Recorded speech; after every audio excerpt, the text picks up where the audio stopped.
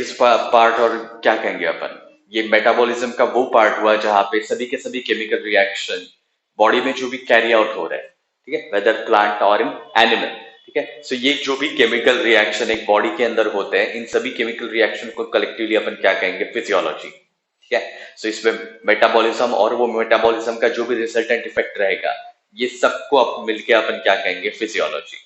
Okay, अब यहाँ पे प्लांट फिजियोलॉजी में अपन या एनिमल फिजियोलॉजी दोनों के केस में अलग अलग एस्पेक्ट जो है, whether they are in relation to gases exchange, whether they are in relation to absorption and assimilation of food.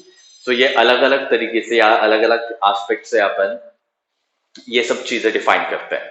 अब यहाँ पे प्लांट फिजियोलॉजी में ये जो भी एक यूनिट है, नीट वाइज एक यूनिट है, इसमें 4 से 5 चैप्टर रहते हैं, ठीक है। अब ये जो भी फिजियोलॉजी है, इसको अपन अलग अलग पार्ट में पढ़ेंगे।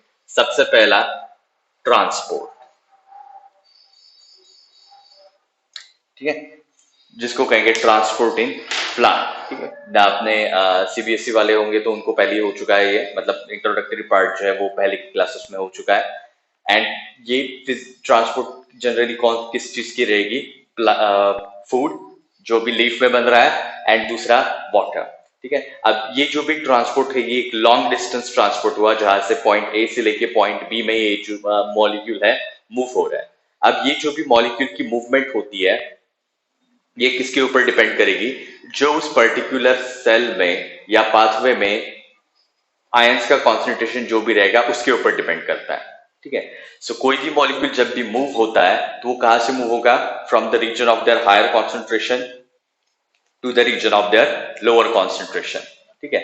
ये बेसिक मूवमेंट हुई किसकी, कोई भी टाइप के बायोमोलिक्यूल की या आयंस की।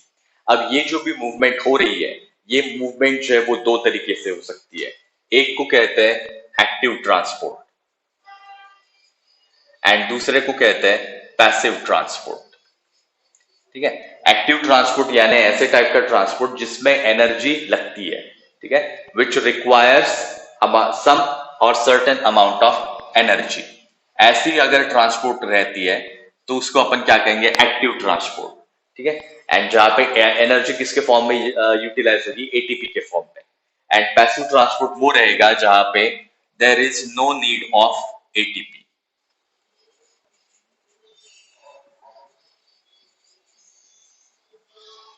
ठीक है। अगर एनर्जी नहीं लगती तो ये मॉलिक्यूल का मूवमेंट कैसे होगा, it depends on the concentration, ठीक है।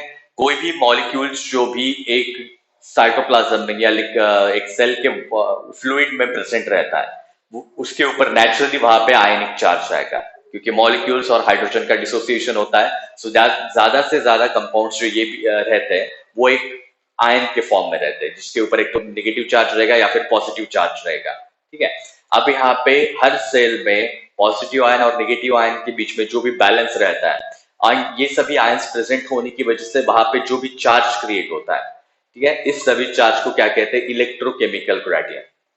ओके, इस सभी चार्ज को क्या कहते हैं, इलेक्ट्रोकेमिकल ग्रेडियंट, ठीक है। ऐसा चार्ज जो केमिकल और ऐसे केमिकल जिनके ऊपर चार्ज प्रेजेंट है, ठीक है। अब ये जो भी इलेक्ट्रोकेमिकल ग्रेडियंट है, इसके accordingly passive transport carry out होता है। इसकी वजह से ये टाइप के ट्रांसपोर्ट में एनर्जी नहीं लगती। ओके, अब यहाँ पे ये दोनों भी इसके एग्जाम्पल क्या रहेंगे।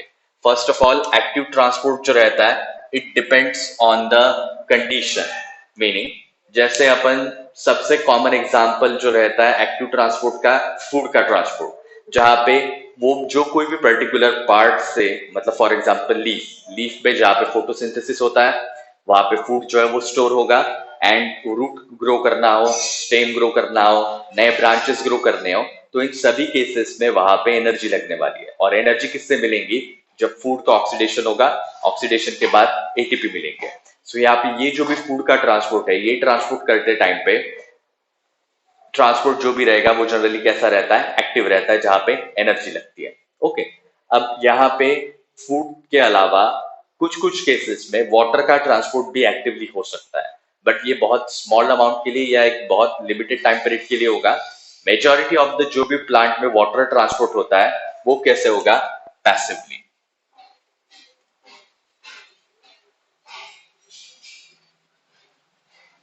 ओके, सो वाटर की जो भी मूवमेंट रहती है प्लांट में वो कैसे रहेगी? पैसिव। एंड फूड की जो भी मूवमेंट रहती है वो जनरली कैसी रहती है? एक्टिव। ठीक है, मतलब ये ट्रांसपोर्ट करने में थोड़ी बहुत एनर्जी लगेगी, वाटर ट्रांसपोर्ट करने में उतनी एनर्जी नहीं लगती, क्योंकि यहाँ पे मूवमेंट कैसा रहता है? पैसिव रहेगा। ये जो भी ट्रांसपोर्ट रहता है वो क्या रहता है? पैसिव। अब यहाँ पे जब भी अपन प्लांट फिजियोलॉजी में वाटर की मूवमेंट की बात करते हैं तो जनरली वर्ड कौन सा यूज होता है? सैप। ठीक है, कोई भी वाटर जो सॉइल में प्रेजेंट है या रूट्स के आजू बाजू में प्रेजेंट है वो कोई प्योर डिस्टिल वाटर रहता है क्या? नहीं, वहां पे soil particle, salt, oxides, chloride, sulphide, meaning बहुत सारे अलग अलग एलिमेंट और उसके ऑक्साइड, सल्फाइड, कार्बोनेट, बहुत सारे आयंस वहां पे प्रेजेंट है। ये जो भी आयंस वहां पे प्रेजेंट है वो ऑब्वियसली कौन से फॉर्म में रहेंगे? आयनिक फॉर्म में रहेंगे। और ये जो भी आयंस रहते हैं वो वाटर में डिसॉल्व रहेंगे। एंड जैसे रूट्स जो है वाटर एब्सॉर्ब कर रहे हैं तो पानी के साथ ये मिनरल भी एब्सॉर्ब होता है।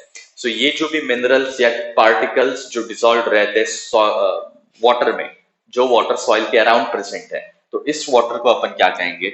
सैप। ठीक है, because it is water with dissolve salts or dissolved minerals. Okay, so water जब भी एब्सॉर्ब हो रहा है प्लांट में तो सिर्फ प्योर वाटर या डिस्टिल वाटर वहां पे एब्सॉर्ब नहीं होता है, उसके साथ बहुत सारे आयंस भी वहां पे एब्सॉर्ब होते हैं। सो ये जो भी एब्सॉर्प्शन है ये जनरली कैसे होता है? पैसिव। अब यहाँ पे कुछ कुछ केसेस में, अब मिनरल जैसे वर्ड यूज किया मिनरल, ऐसे एलिमेंट जो आयनिक फॉर्म में है एंड वो मेटाबॉलिज्म में इंपॉर्टेंट है, ऐसे ही चार्ज पार्टिकल को अपन क्या कहेंगे? मिनरल या फिर सॉल्ट। ओके, सॉल्ट मतलब जो भी कार्बोनेट, सल्फाइड और जो भी ऑक्साइड्स इसके मेटल, उस पर्टिकुलर मेटल के प्रेजेंट रहेंगे। ठीक है, अगर वो सिर्फ एक मेटल रहता है, फॉर एग्जांपल फेरस, सिलिका, जो ऑक्साइड या सल्फाइड के फॉर्म में नहीं है, सिर्फ एक आयनिक या चार्ज पार्टिकल के फॉर्म में, उसको जनरली अपन कैसे डिनोट करेंगे? As a mineral. तो ये जो भी मिनरल है, ये मिनरल का इंपॉर्टेंस क्या है? Because they are required by metabolism और फॉर मेटाबॉलिज्म ऑफ प्लांट। जैसे मिनरल का मेन फंक्शन क्या रहता है? To activate enzymes. Okay, most of the minerals जो रहते हैं वो प्लांट में किसके लिए यूज होते हैं? एंजाइम्स को एक्टिव करने के लिए। जैसे लास्ट टाइम बताया था, एंजाइम्स किससे बनते हैं? अरे याद है क्या किसी को? नहीं याद तो नहीं बताओ। एंजाइम कौन से बायोमोलिक्यूल से बनता है?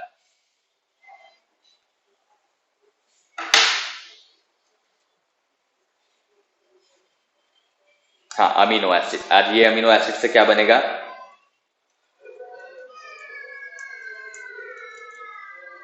ये अमीनो एसिड से क्या बनता है? प्रोटीन। सो ये जो भी प्रोटीन है, ये प्रोटीन से क्या बनता है? एंजाइम। और प्रोटीन के साथ एक एडिशनल ग्रुप रहता है, और ये एडिशनल ग्रुप एक मेटल आयन भी रह सकता है या दूसरा कोई ऑर्गेनिक कंपाउंड भी रहेगा। ठीक है, सो प्लांट में ज्यादातर एंजाइम्स जो रहते हैं उसमें ये जो एडिशनल पार्ट है, ये एडिशनल पार्ट कौन सा रहेगा? It is of a mineral या फिर ये सभी मेटल आयन। तो ये जो भी मिनरल एब्सॉर्ब हो रहे हैं वाटर के साथ, इसका एक स्पेसिफिक फंक्शन रहता है। ओके, अब यहाँ पे बेसिक जो टिश्यू रहते हैं वो सबको पता रहेगा। फूड के ट्रांसपोर्ट के लिए कौन लगता है? फ्लोएम। एंड वाटर के ट्रांसपोर्ट के लिए क्या लगता है? जाइलम। ओके, अब यहाँ पे फ्लोएम और जाइलम या जाइलम एंड फ्लोएम, ये दोनों टिश्यू को अपन क्या कहते हैं? Complex tissue. ठीक है, इन सबको क्या कहते हैं? Complex tissue. कॉम्प्लेक्स टिश्यू क्यों कहा है? क्योंकि ये एक सेल से बनते हैं क्या? नहीं, इसमें एक से ज्यादा सेल्स प्रेजेंट रहेंगे। अब ये जो टोटल इसमें 4 सेल्स प्रेजेंट रहते हैं। जब अपन ने क्लासिफिकेशन में पढ़ा था कि प्लांट के अलग अलग ग्रुप बताए थे, तो ये जितने भी ग्रुप है, ये सभी ग्रुप में एक स्पेसिफिक कैरेक्टर रहेगा जिसके बेसिस पे उसको अपन ने सेपरेट किया। एंड ऐसे भी सिमिलैरिटी रहेंगी जिसकी वजह से इन सभी को प्लांट किंगडम में कंसिडर किया जाता है। ओके, अब यहाँ पे फ्लोएम में 4 सेल्स रहते हैं: sieve tube, companion cell, phloem parenchyma and phloem fibre. Okay, xylem में भी 4 सेल्स रहेंगे, vessels, tracheids, xylem parenchyma and xylem fibre. ये कंपाउंड टिश्यू है जो इन चारों सेल से मिलके बनता है, और ये जो भी कॉम्प्लेक्स टिश्यू है, ये कॉम्प्लेक्स टिश्यू के सभी सेलुलर कंपोनेंट एक दूसरे की हेल्प करते हैं ये पर्टिकुलर फंक्शन कैरी आउट करने में। अब इसमें से ये चारों के चारों एलिमेंट्स इन रिस्पेक्टिव टिश्यू में कौन से प्लांट में प्रेजेंट रहेंगे? सिर्फ एंजियोस्पर्मिक प्लांट में। टेरिडोफाइट में कंपेनियन सेल्स नहीं रहते एंड वेसल्स नहीं रहते, ठीक है। अगर अपन इसकी बात करते हैं, जिम्नोस्पर्म की बात करते हैं, तो जिम्नोस्पर्म में वेसल्स नहीं रहेंगे। सो पॉइंट बताने का पॉइंट क्या है, ये हर एलिमेंट जो है वो धीरे धीरे इवोल्यूशन के साथ डेवलप हुए। सभी के सभी प्लांट में ये चारों के चारों एलिमेंट्स नहीं प्रेजेंट रहते in case of xylem and phloem, but ये चारों के चारों किस में प्रेजेंट रहेंगे? Only in angiospermic plant. और एंजियोस्पर्मिक प्लांट में भी ऐसे कुछ एक्सेप्शंस है कि जहां पे इसमें से कोई शायद एक आध एलिमेंट प्रेजेंट ना हो, ठीक है, जो प्रिमिटिव एंजियोस्पर्म है उसमें देखने को मिलता है। बट पॉइंट इज, जब भी अपन प्लांट फिजियोलॉजी की बात करते हैं, मोर स्पेसिफिकली ये फिजियोलॉजी का मेजोरिटी ऑफ पार्ट जो है वो ऑब्वियसली सबको लागू होगा, बट जब भी अपन टिश्यू का कंपोजिशन और उनके फंक्शनिंग के बारे में बात करते हैं, so most of the study किसमें किया जाता है? In case of angiospermic plant. Okay, so point is कि ये जो भी सेल्स है, इस सेल्स का अलग अलग फंक्शन रहता है। दोनों केस में ये जो भी फाइबर्स वर्ड यूज किया है, फाइबर ये वो टिश्यू हुआ जो ये जो भी जाइलम एंड फ्लोएम की स्ट्रैंड है उसको स्टेबिलिटी प्रोवाइड करेगा, ठीक है, ये उसका बेसिक फंक्शन रहेगा। दोनों पैरेन्काइमा जो रहते हैं इसमें, जाइलम और फ्लोएम पैरेन्काइमा, ये लिविंग सेल्स रहेंगे जो ओवरऑल इन सभी प्रोसेसेस में हेल्प करते हैं। ओके, सीव ट्यूब वो पार्ट हुआ जिसके थ्रू फूड जो है वो एक जगह से दूसरी जगह मूव होता है, एंड ये सब करते टाइम पे वहां पे एनर्जी लगेगी, उसको ट्रांसफर किया जाएगा, मतलब लीफ में जहां पे भी फूड होगा ये सभी फूड जो है वो कहाँ पे इनकॉर्पोरेट किया जाएगा? सीव ट्यूब में। सो ये करते टाइम पे वहां पे एनर्जी लगेगी, जो एनर्जी और मतलब ये लोडिंग का काम किसका रहता है? कंपेनियन सेल का, ठीक है। अब यहाँ पे जाइलम में वाटर ट्रांसपोर्ट के टाइम वेसल्स एंड ट्रकीट्स, ये दोनों सेल्स यहाँ पे मेंशन किए हैं। अब इन दोनों में डिफरेंस क्या रहता है? ट्रकीट्स जो रहता है वो स्लोली ट्रांसपोर्ट होता है, ओके, एंड वेसल्स जो रहता है उसमें ट्रांसपोर्ट जो रहता है वो बहुत ज्यादा फास्ट रहेगा। सो ये दोनों टाइप के वेसल्स जो है वो हर प्लांट में प्रेजेंट रहेंगे। मोस्टली किसकी बात कर रहे हैं? Angiospermic plant. जिम्नोस्पर्म में वेसल्स प्रेजेंट नहीं रहते, जिम्नोस्पर्म में सिर्फ ट्रकीट्स प्रेजेंट रहते हैं। सो यहाँ पे ये टाइप का अरेंजमेंट किस लिए रहता है? क्योंकि ट्रांसपोर्ट, ये सभी पैसिव ट्रांसपोर्ट जो भी वाटर के लिए हो रहा है, ये पैसिव ट्रांसपोर्ट में ड्राइविंग फोर्स क्या रहेगा? ट्रांसपिरेशन। ट्रांसपिरेशन वो प्रोसेस हुई जहां पे टेम्परेचर की वजह से वाटर जो है वो वेपर के फॉर्म में बाहर जाता है from the leaf, and leaf से बाहर जाने के बाद जो भी प्रेशर क्रिएट होगा वो प्रेशर के थ्रू रूट्स में ये वाटर जो है वो एब्जॉर्ब होगा। बेसिक डायग्राम या बेसिक मैकेनिज्म सबको पता होगा। ये लीफ जो रहती है,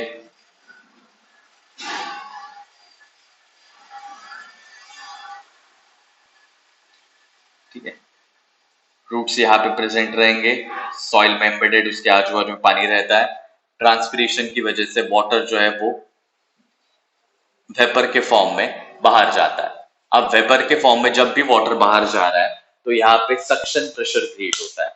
सक्शन प्रेशर वो प्रेशर हुआ जो अभी वाटर की मूवमेंट कौन कर रहा है? जाइलम।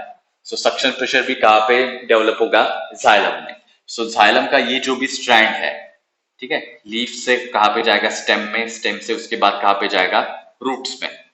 ओके, तो ये जो भी जाइलम का स्ट्रैंड है इसमें कौन सा प्रेशर क्रिएट हो रहा है? Suction pressure. अब ये जो भी प्रेशर है ये वो ड्राइविंग फोर्स हुआ जो रूट तक जाएगा, एंड इस ड्राइविंग फोर्स की वजह से क्या होगा? वाटर एब्सॉर्ब होगा, ठीक है। सो जो भी पानी एब्सॉर्ब हो रहा है कहां पे? In case of the transport और ट्रांसपोर्ट ऑफ जाइलम और ट्रांसपोर्ट ऑफ वाटर। सो यहाँ पे सक्शन प्रेशर जो है वो मेजर रोल मतलब प्ले करता है, और उसके लिए क्या रिस्पॉन्सिबल रहता है? ट्रांसपिरेशन। ओके, अब ट्रकिड और दोनों, ये दोनों टाइप की ट्रकिड एंड वेसेस, ये दोनों टाइप के एलिमेंट्स जाइलम में क्यों चाहिए? क्योंकि हर साल भर एनवायरनमेंट कांस्टेंट नहीं रहता। कुछ टाइम पीरियड में बहुत ज्यादा सनलाइट रहती है जिसकी वजह से ट्रांसपिरेशन का रेट ज्यादा लगेगा। मीन्स बाय डिफॉल्ट रूट में से वाटर एब्सॉर्ब करने के लिए भी उतनी ही ज्यादा स्पीड और एफिशिएंसी चाहिए रहेगी। और कुछ सीजन ऐसा रहता है जहां पे टेम्परेचर बहुत लो रहेगा, सनलाइट बहुत ज्यादा नहीं रहती, तो ट्रांसपिरेशन का रेट भी कम होता है। ट्रांसपिरेशन का रेट कम होता है तो ऑब्वियसली सक्शन प्रेशर भी जो है कम होगा। सो उस केस में वाटर उतना फास्ट या स्टेडीली एब्सॉर्ब नहीं होता। पॉइंट इज, प्लांट बहुत वैरिड कंडीशंस में रहते हैं और हर कंडीशन के हिसाब से वहां पे एक बैकअप मैकेनिज्म चाहिए। इसलिए यहाँ पे दो अलग अलग टाइप के टिश्यू प्रेजेंट रहते हैं सेम फंक्शन के लिए। ओके, सो ये बेसिक हुआ किसके लिए? ट्रांसपोर्ट के लिए। ओके, अब यहाँ पे दूसरी चीज, ट्रांसपोर्ट ऑफ फूड। अब फूड जो रहता है, प्लांट में फूड कौन से फॉर्म में बनता है? ग्लूकोज के फॉर्म में। बेसिक रिएक्शन सबको पता है, सनलाइट, क्लोरोफिल के प्रेजेंस, क्लोरोफिल जो है सनलाइट के प्रेजेंस में ये जो भी water molecule and carbon dioxide है उनको मर्ज करके क्या बनाता है? ग्लूकोज बनाता है। सो ये जो भी ग्लूकोज रहेगा, ठीक है, ये ग्लूकोज का कन्वर्शन किस में किया जाता है? सबसे पहले सुक्रोज में। सुक्रोज एक डायसैकेराइड शुगर है जहां पे दो मोनोमर या दो मोनोसैकेराइड मिलके ये शुगर बनती है। ठीक है, सो मोस्ट प्रोबेबली ये जो भी कार्बोहाइड्रेट बनता है प्लांट के केस में, ये कार्बोहाइड्रेट जो है, ये ग्लूकोज जो है उसको सुक्रोज के फॉर्म में कन्वर्ट किया जाएगा या सुक्रोज के फॉर्म में ट्रांसपोर्ट किया जाएगा। और ये सुक्रोज जो है वो सीव ट्यूब के थ्रू प्लांट की जो भी पार्ट, अब यहाँ पे ऑब्वियसली ये जो भी सनलाइट है, ये सनलाइट कहाँ पे गिरेगी? लीफ के ऊपर। सो ये जो भी शुगर बनने वाली है, ये सभी शुगर्स कहाँ पे बनेंगे? लीफ में। ओके, अब ये जो भी शुगर्स लीफ में बने हैं वो बाकी के प्लांट पार्ट में ट्रांसपोर्ट किया जाता है। ओके, अब यहाँ पे ये जो भी है ये रिक्वायरमेंट के ऊपर डिपेंड करता है कि कितने अमाउंट में और कितने लॉन्गर या एक्सटेंडेड पीरियड तक ये जो भी ट्रांसपोर्ट है वो पॉसिबल रहेगा। मीनिंग, फॉर एग्जाम्पल ये एक स्टेम है, अगर इसके ये एक नोड के ऊपर समझो नई लीफ आ रही है या नई ब्रांच आ रही है, सो वहां पे सेल डिवीजन हो रहा है। सेल डिवीजन हो रहा है मतलब वहां पे एनर्जी लगेगी, और एनर्जी किससे मिलती है? From sugar source. सो ये जो भी जो कोई भी फॉर्म में जो भी शुगर प्रेजेंट है, ये सभी शुगर जो है उसको ऑक्सीडेशन होगा और उसके बाद एटीपी यानी एनर्जी रिलीज होगी, और ये एनर्जी किसके लिए यूटिलाइज होगी? For growth. ओके, ग्रोथ हो रही है मतलब सेल डिवाइड हो रही है। सो जैसे जैसे यहाँ पे सेल डिवाइड होती जाएगी, ये ब्रांच बढ़ती जाएगी, यहाँ पे लीफ आएंगी। ओके, और यहाँ पे पॉइंट क्या बताना है कि ये जो भी यहाँ पे चेंज हो रहा है, डेवलपमेंट हो रहा है, ग्रोथ हो रहा है, इन सभी के केस में एनर्जी लगने वाली है। सो फूड का ट्रांसपोर्ट इस रीजन में होगा। अब इसके अलावा ये तो नॉर्मल कंडीशन हुई कि जहां पे एनर्जी लगने वाली है वहां पे फूड ट्रांसपोर्ट किया जाता है। ठीक है, दूसरा एक्स्ट्रा फूड का क्या होगा? ठीक है, क्योंकि फोटोसिंथेसिस के टाइम पे जो भी फूड बन रहा है, ये सभी का सभी फूड जो है वो डायरेक्टली कोई भी पार्ट में, जब अभी ऑल द टाइम सभी प्लांट पार्ट में सेल डिवीजन शुरू रहता है क्या? नहीं। सो एक्स्ट्रा जो एनर्जी रहती है, एक्स्ट्रा जो फूड रहता है उसका क्या होगा? Extra food is stored as reserve food material. ठीक है, अब ये जो भी एक्स्ट्रा फूड रहता है वो कौन से फॉर्म में स्टोर होगा? अलग अलग फॉर्म में। जो भी अपन प्लांट से सेकेंडरी मेटाबोलाइट कंज्यूम करते हैं, जैसे मेडिसिनल ड्रग्स या मेडिसिन, टी, एंड उसके बाद जो रेजिन प्लांट से बाहर निकलते हैं, ये अलग अलग कंपाउंड हुए जो प्लांट के डायरेक्टली ग्रोथ और डेवलपमेंट के लिए रिस्पॉन्सिबल नहीं है। बट प्लांट जैसे जैसे मेटाबॉलिज्म अपना कैरी आउट करता है वैसे वैसे ये प्रोडक्ट जो है वो बाहर रिलीज होते जाएंगे। सो ये जो भी प्रोडक्ट है जो डायरेक्टली ग्रोथ और डेवलपमेंट में इन्वॉल्व नहीं रहते, उसको अपन क्या कहते हैं? Secondary metabolites, means product of metabolism. तो ये जो भी सेकेंडरी मेटाबोलाइट्स है वो प्लांट के लिए उतने बेनिफिशियल नहीं रहते जितने कमर्शियली अपने लिए बेनिफिशियल रहते हैं। सो ये जो भी एक्स्ट्रा फूड है वो सेकेंडरी मेटाबोलाइट या रिजर्व फूड के फॉर्म में प्लांट स्टोर करता है। ओके, अब ये भी रिजर्व फूड मटेरियल, ये जो भी एक्स्ट्रा फूड स्टोर कहाँ पे होगा? It can be stored in leaf, it can be stored in stem, it can be stored in roots. Okay,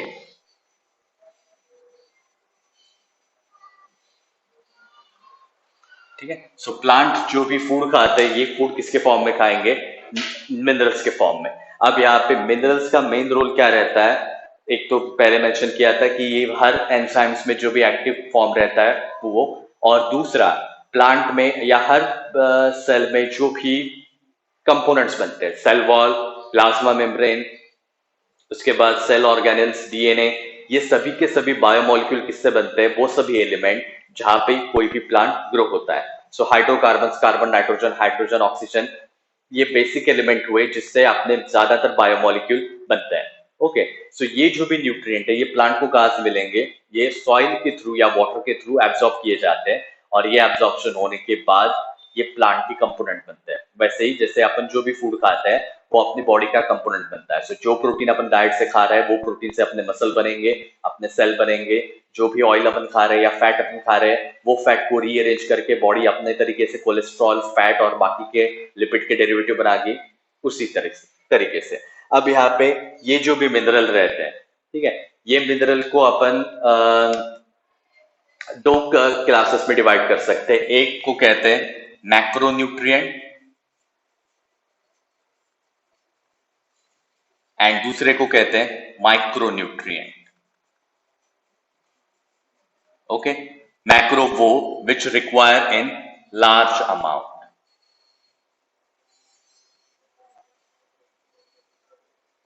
okay, and micronutrient means which are required in trace amount, trace यानी बहुत कम।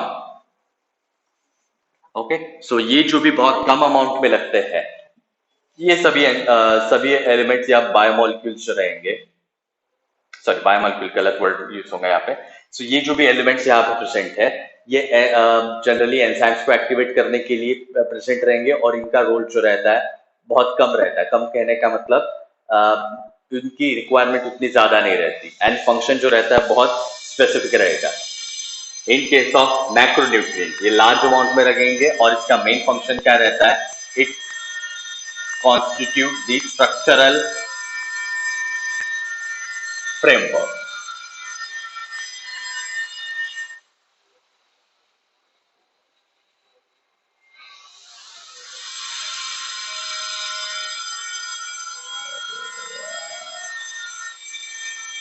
ठीक है, cell का जो अलग अलग component रहेगा, cell wall से लेके सेल ऑर्गेनेल तक, ये बनाने का काम जो रहता है वो इन मैक्रोन्यूट्रिएंट का रहता है। अब इसके सबसे कॉमन एग्जांपल्स हुए CHO, I mean carbon, hydrogen, oxygen, nitrogen, phosphorus, ठीक है, और भी बहुत है, बट ये कुछ एग्जांपल्स हुए जिसकी वजह से कोई भी सेल कंप्लीटली बनती है, जहां पे स्ट्रक्चरल फ्रेमवर्क बनता है।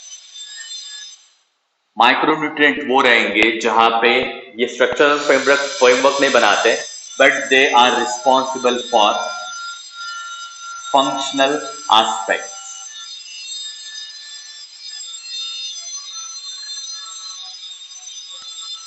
ठीक है, सेल का जो भी फंक्शनल एस्पेक्ट है उसके लिए ये इंपॉर्टेंट रहता है। अब इसके common example that is nickel, manganese, zinc, ठीक है, एक्सेट्रा, और भी बहुत है, बट ये कुछ एग्जांपल्स हुए जहां पे ये प्लाज्मा मेम्ब्रेन या सेल वॉल का पार्ट नहीं रहेंगे, बट फंक्शनल रोल प्ले करते हैं, and mostly that mean activating the enzyme.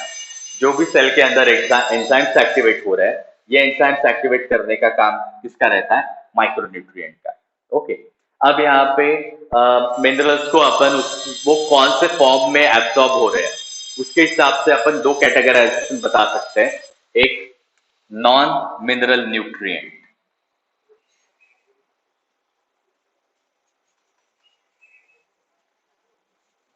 And दूसरा मिनरल न्यूट्रिएंट।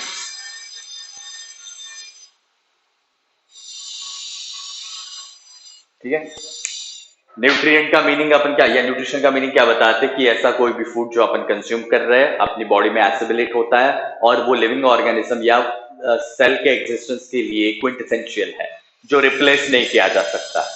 सो न्यूट्रिशन का मीनिंग क्या होगा? वो हर चीज जो एक सेल से अपन रिप्लेस नहीं कर सकते, या जिसके बिना कोई भी सेल जिंदा नहीं रह सकती, इररिप्लेसेबल है, उस सभी चीज को अपन मिलके क्या कहेंगे, न्यूट्रिशन। ठीक है, विच आर इररिप्लेसेबल, या क्या कहेंगे उसको, एक और वर्ड यूज होता है, ठीक है अभी याद नहीं आ रहा, but simply which can not be replaced from cell, और जिसकी वजह से सेल जो है वो जिंदा नहीं रह सकती। अब यहाँ पे नॉन मिनरल न्यूट्रिएंट यानी वो हुए जो मिनरल के फॉर्म में एब्सॉर्ब नहीं होते। ठीक है, अब इसमें सबसे कॉमन एग्जांपल रहते हैं CHO, carbon, hydrogen and oxygen, क्योंकि ये जो भी है ये मिनरल के फॉर्म में एब्सॉर्ब नहीं होता। ये जो भी कार्बन डाइऑक्साइड आ रहा है, कार्बन डाइऑक्साइड कहाँ से आएगा, सॉरी, ये जो भी कार्बन आ रहा है वो कहाँ से आता है, कार्बन डाइऑक्साइड से। ये जो भी ऑक्सीजन आ रहा है वो कहाँ पे आएगा, वाटर से, एंड साथ में हाइड्रोजन भी आता है। अब ये जो भी ये दोनों कंपाउंड है, ठीक है, इसको अपन मिनरल कहेंगे क्या, नहीं, उसको अपन क्या कहेंगे, कंपाउंड। कंपाउंड यानी क्या, ऐसा स्ट्रक्चर जहां पे दो एटम्स एक दूसरे के साथ बॉन्ड में ज्वाइंट है, तो ये सभी कंपाउंड रहेंगे जहां पे बॉन्डिंग हो चुकी है। ठीक है, बॉन्ड बनने की वजह से यहाँ पे क्या बन गया, कंपाउंड। इसको अपन मिनरल कहेंगे क्या, नहीं। ओके, मिनरल न्यूट्रिएंट वो रहेंगे जो किसमें, एक आयनिक फॉर्म में एब्सॉर्ब किए जाते हैं। ठीक है, they are absorbed in ionic form. So बाकी के जितने भी न्यूट्रिएंट है ये तीनों छोड़ के, ठीक है, ये तीन छोड़ के बाकी के जितने भी है उस सभी को अपन क्या कहेंगे, मिनरल एलिमेंट। ओके, उन सभी को क्या कहेंगे, मिनरल एलिमेंट, क्योंकि वो मिनरल के फॉर्म में एब्सॉर्ब हो रहे हैं या सॉल्ट के फॉर्म में या आयनिक फॉर्म में एब्सॉर्ब हो रहे हैं। ठीक है, सो ये इंट्रोडक्शन हुआ किसके बारे में, मिनरल न्यूट्रिएंट के बारे में। ठीक है, अब यहाँ पे एक पॉइंट मेंशन किया जाता है कि जैसे बहुत सारे मिनरल्स हैं, सभी के सभी सॉइल में सभी के सभी मिनरल इक्वल अमाउंट में प्रेजेंट नहीं रहते, एंड सभी प्लांट जो है वो एक ही तरीके का मेटाबॉलिज्म नहीं करता, मीनिंग बेसिक प्रोसेसेस सेम है, बट हर प्रोसेसेस के लिए जो भी मिनरल आयन का रिक्वायरमेंट रहेगा वो मोस्टली सेम नहीं रहता, एंड हर प्लांट जो रहता है उसका पर्सनल प्रेफरेंस भी रहता है। कुछ प्लांट जो रहेंगे वो एक स्पेसिफिक टाइप ऑफ हैबिटेट में या एक स्पेसिफिक टाइप ऑफ क्लाइमेट में या स्पेसिफिक टाइप ऑफ सॉइल में ही ग्रो होते हैं। ऐसा क्यों, क्योंकि हर प्लांट जो रहता है उसके मिनरल की रिक्वायरमेंट अलग अलग हो सकती है। ओके, जो अपन ने ये दो क्लासिफिकेशन बताया, मैक्रो और माइक्रो न्यूट्रिएंट, ये क्लासिफिकेशन अपनी अंडरस्टैंडिंग के लिए, ठीक है, बट प्लांट के हिसाब से ये दो कैटेगराइजेशन जो है वो उतने ज्यादा मैटर नहीं करते। क्यों, क्योंकि अगर एक पर्टिकुलर सॉइल में फॉर एग्जांपल अगर कोई न्यूट्रिएंट जो है वो टेक्निकली माइक्रो न्यूट्रिएंट की कैटेगरी में आता है, बट प्लांट उसको उतना ज्यादा अमाउंट में एब्सॉर्ब नहीं कर रहा है, मीन्स कम अमाउंट में एब्सॉर्ब कर रहा है, तो उस पर्टिकुलर प्लांट के लिए वो पर्टिकुलर न्यूट्रिएंट मैक्रो न्यूट्रिएंट नहीं रहेगा।